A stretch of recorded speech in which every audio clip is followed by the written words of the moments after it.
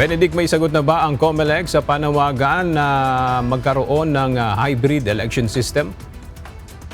Magandang tanghali, Aga. Ayon sa Commission on Elections, sa ngayon ay hindi pa ito mangyayari dahil ang hybrid election system ay nangangailangan pa nila ng aksyon ng Kongreso.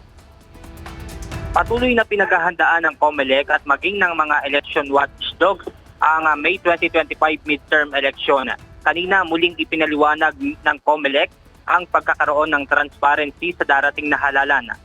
Sa talumpati ni COMELEC Chairman George Erwin Garcia sa event ng Center for People Empowerment in Governance o CENPEG, muli nitong nilinaw na walang paraan para magkaroon ng dayaan sa resulta ng boto dahil walaan niyang internet connection ng isang automated counting machine o ATM.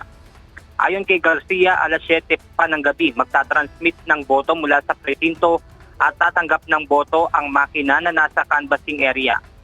Aga sa ngayon ay nagkakaroon lang ng open panel forum at matapos naman itong speech ng mga naimbitahang speaker ay magkakaroon din sila ng oportunidad upang masubukan ang pagboto at masuri ang ATM na dinala rito. At yan muna ang ating update mula rito sa Makati City. Balik sa inyo dyan, Aga. Maraming salamat, Benedict Samson.